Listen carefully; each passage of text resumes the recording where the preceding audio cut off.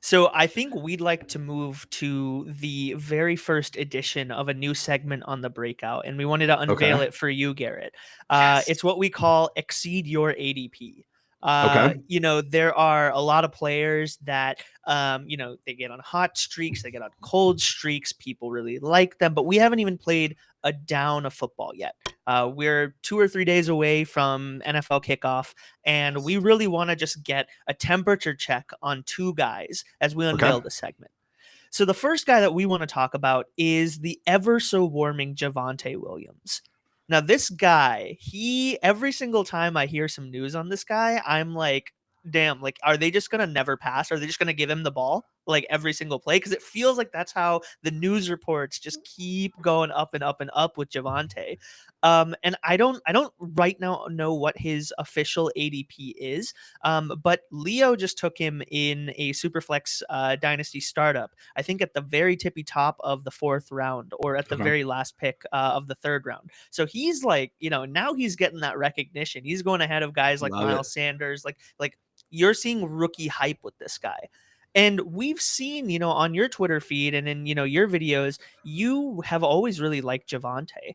Mhm. And we've been Javonte fans before. I think a lot of the community has been on the Javonte train.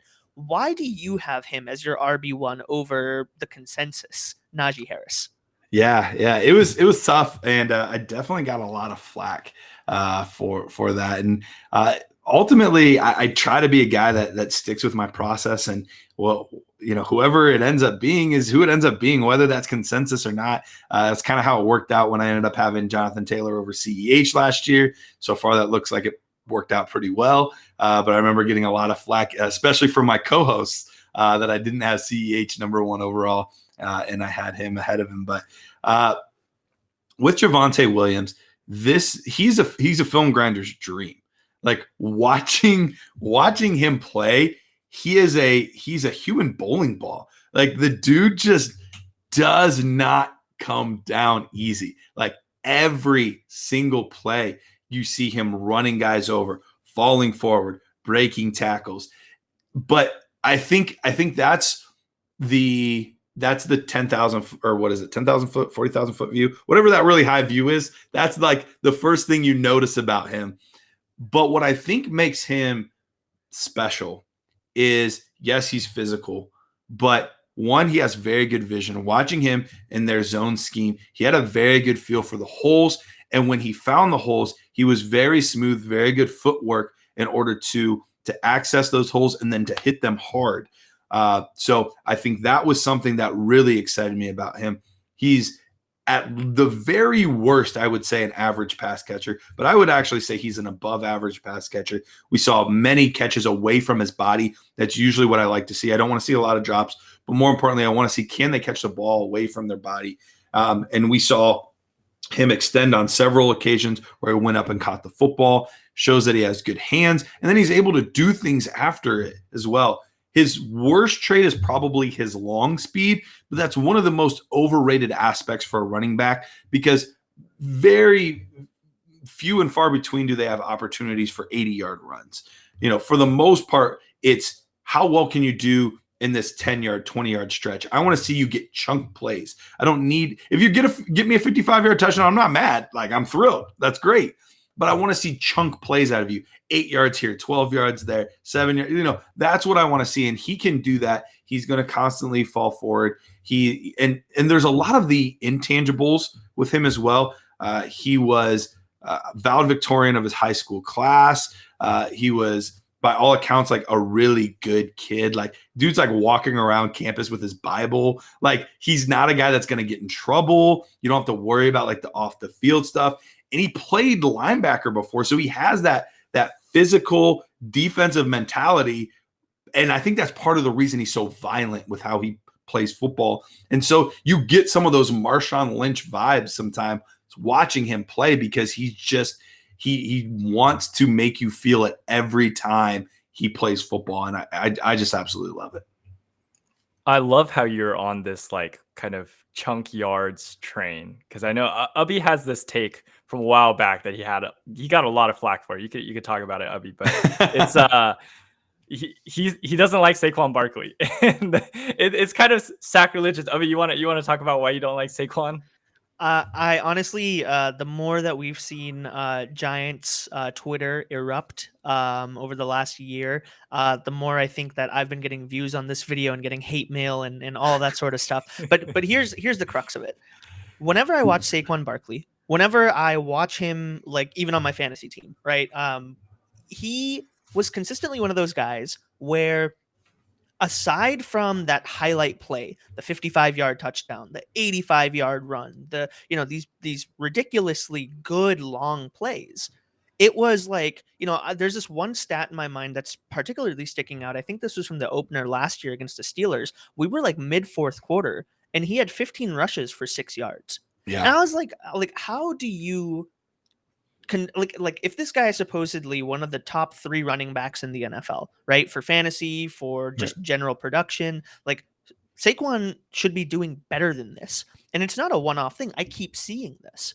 So I took a look at the stats, and what I saw is that across Saquon's career, the percentage of yards or percentage of runs that he was having that were over 10 yards were like a lot more highly proportional than the rest of the top 12 running backs. So what this means is like guys between, Christian McCaffrey down to like Antonio Gibson in that range of like 1 through 12. The number of runs that those players had that were over 20 yards or over 10 yards were like a lot lower than Saquon's. So I said, okay, if we take away the outliers, those really, really long plays, what is his production in that range between 0 and 10 yards?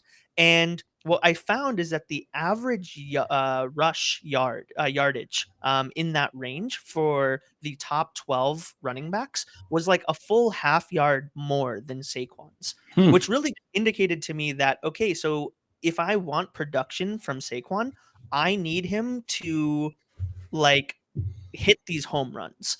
And coming off of an ACL injury, like, yeah, of course he can come back from that. Sure. But I'm not a betting man in that situation. Like, I would rather have somebody who can consistently produce in that shorter yard, area, because that is exactly where they're going to be 95% of the time. And if you can't produce, then how are you going to, be reliable? No, to add to it, we're talking about probably the worst offensive line in football this year. PFF literally graded them as the 32nd ranked offensive line coming into the season. So it's not a great scenario for him. And that would be my question with those numbers is, are we seeing the lack of positive play on those shorter runs? Is that because of him, or is that because of his offensive line, or is it a combination of both of those things? But either way, it is a factor for fantasy football, and I do think it's something that we need to be aware of. Yeah, I totally agree. And I mean, that's where like the nuance of it comes, like the film folks are really able to help us understand like what is somebody's, reliance on their offensive line. Like for instance, if yards per carry, if somebody is getting an on average, 3 yards per carry, and the film shows us that 2.25 of those yards are because you have the number 1 offensive line in the league, that's way less impressive than somebody who is getting, 2 yards per carry, but they're producing like a full half yard more than, the first guy that I listed. But I think that, coming back to Javonte, this is why I really like him. And you pointed out 3 things that I absolutely love about this guy. He's cerebral, he's high character, and he had the most yards after contact in all of college football last year. It's wild. Like, and it wasn't close. Yeah, and it wasn't close. And so like that just makes me really excited because you're seeing a guy who is, there's no better way to put it than human bowling ball. Like he will run you over. He is a linebacker with vision, with speed, and with a ferocity that, is going to result in like really, really good production. And so that brings me to my next question, which is, every running back is kind of subject to their circumstances, their offensive line, their quarterback situation, et cetera, et cetera. Do you think that the uncertainty around the quarterback situation in Denver really impacts and boosts Javonte's stock? Or is that something that you're saying, hey, like it doesn't really matter in this case? Yeah, it is. It's definitely part of the equation. But I try, especially with my rookies, I try to view them independently of their situation. And I tend to not change my pre-draft grades much once they're actually drafted. They're almost identical, especially this year. They were almost identical. There were a few nuances, especially with the later round guys, of guys that like either didn't get drafted or got drafted much later than I thought or much earlier than I thought. Those were a few of the cases, but for the most part, I kept them almost exactly the same. And part of that reason was I went back a couple of years and I looked at specifically the 2019 class, which was just, two seasons that they've been in the league so far. And I went through the first and second round wide receivers and how many of those guys were in the same situation that they were 2 years before. And it was basically, and I forget the exact amount, but there was 12 players that were either wide receivers or running backs who were drafted in the first 2 rounds. And it was either 7 or 8 of those guys were in drastically different situations than they were before. 1 or 2 was in sort of different, but nothing too big. And then there were like 3 that were basically still in the exact same situation. So for me, I try not to let situation dictate much just because so much, like AJ Brown's a great example. He's the poster child for what we thought that it was this retread quarterback coming in, that Corey Davis was the wide receiver one in that offense. And like neither of those things ended up being true. Ryan Tannehill ended up being fantastic and Corey Davis isn't there anymore. There were other guys like Josh Jacobs, that was in a negative way. We thought he's going to a John Gruden offense where he's going to be the only guy and it's a great offensive line. Well, they ended up shipping out like half their offensive line this offseason. He's not used nearly as much as we thought he was going to in a John Gruden offense. And now they just signed Kenyon Drake, and now that situation's much muddier than it was before. And so there's all those situations, and sometimes they don't. DK Metcalf's situation is almost identical to what it was when he was drafted. So they don't always change, but that's why I really try hard to stay with my pre-draft evaluation as much as possible, because ultimately 9 times out of 10, the player's ability and their aptitude for getting on the field is going to be their driving success more so, especially for dynasty purposes. I understand in redraft if you want to adjust it more, but for dynasty, like the long-term outlook has to be mostly about the ability of the player. And so that leads me to my last question about Javonte. What would you say is like the best case scenario we can expect for Javonte for this season and across his, career in the NFL? I would say for this season, the biggest hindrance for him is just Melvin Gordon. Like that's the biggest thing that we're gonna have issue with. I think best case scenario, let's not assume injury. Let's assume everyone stays healthy. Obviously, best case scenario is Melvin Gordon's hurt and he gets to play the whole season. But assuming there's no injury, I think best case scenario is what we're going to see is similar to what we saw with a lot of the rookie running backs last year, like Jonathan Taylor, J.K. Dobbins, like a lot of those Cam Akers, they're going to be part of the game plan early, but they're not going to be the focal point of the game plan. They're going to get 8 touches, 10 touches a game. But as the season goes on, they'll earn more and more opportunity. They'll play more, and they'll eventually supplant the veteran back that is not nearly as talented as them. And I think that's the most likely scenario. So I think through week 8, if you look at his numbers, you're going to be like, man, that's not great. Like he was one of the best running backs in this class. Why isn't he doing more? But then I think if you look at the last 8 games, you're going to be thrilled with how he finishes the season, how many opportunities he gets. And I think at the end of the day, he's just a better running back than Melvin Gordon at this point in Melvin Gordon's career. That's I think that the example with the running backs from last offseason is, I think, a really good way to put where Javonte can expect to really produce this year. I was taking a look at, how we looked at, Clyde, and how we looked at Jonathan Taylor, and how we looked at JK, and it seems like, all of them kind of had to earn their what they were going to eat in that offense. Yeah. And it almost seems like they're telling Javonte, actually, you've already earned it. But I think that going in with a level of caution makes a lot of sense here. Yeah, and one of the biggest reasons I do have some caution because I do think he's a more talented back. I would hope that he would be the guy from day one. And Benjamin Albright, who is as plugged into anyone to the Denver Broncos, has preached over and over and over again. From everything I've seen, Melvin Gordon is their running back one right now. And I think that's my biggest hesitancy, as opposed to just saying, plug him in your lineup day one, he's going to be a top 12 running back right now. Like, it's happening. I think that's my biggest hindrance for saying that. So I want to move to the next guy that we want to cover in Exceed Your ADP. And this is a guy that I also think that you've been pretty high on, and he is Carson Wentz. Yeah. I'd really just like to open up the floor as to why you think he's going to have a bounce back season this year.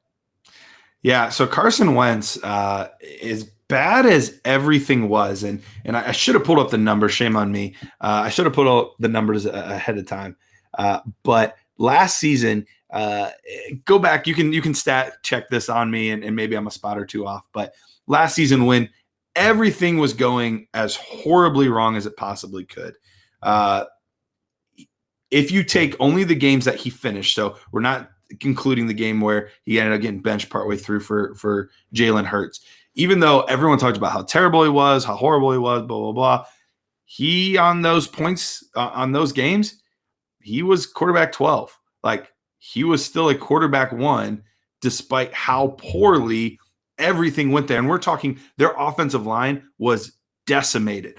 Their second-round receiver from the year before, J.J. Arcega-Whiteside, didn't do squat. Jalen Reagor was injured. When he came back, he was very spotty. Like, everything that could go wrong for that team went wrong last year. It was a complete dumpster fire.